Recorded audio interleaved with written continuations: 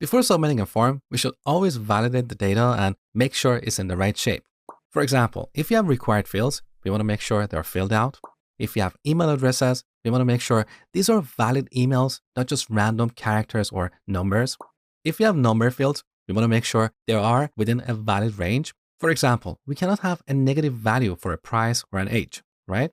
Similarly, if you have date fields, we want to make sure these are valid dates.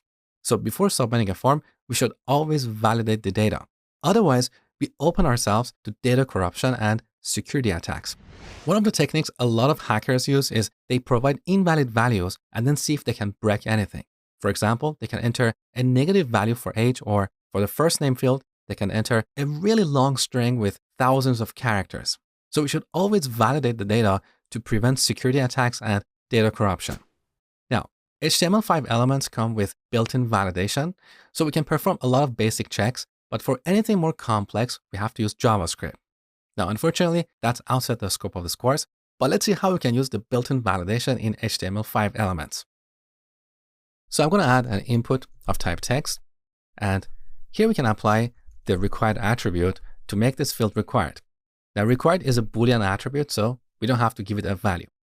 Now, let's add a button for submitting the form. I'm going to call it submit, and here we should set the type to submit. All right. Now, look what happens if I try to submit the form without filling out this field. We get this error saying, please fill out this field. This is the basic validation that comes with HTML5 elements. Now, can we change this error message? Well, we can, but to do that, we need to use JavaScript. So once again, that's outside the scope of the course. Now, we have a few more attributes here. We have min length. We can set it to 3. And now the user has to enter at least 3 characters.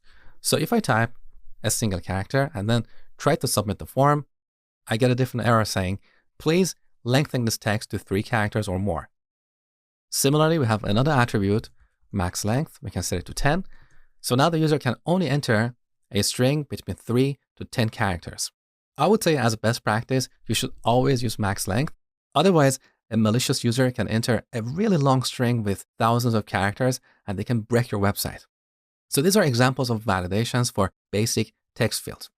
Now, if you have an email field, we set the type to email, and now the user has to enter a valid email address. So if I type just some random characters, I get an error saying, please include an @ in the email address.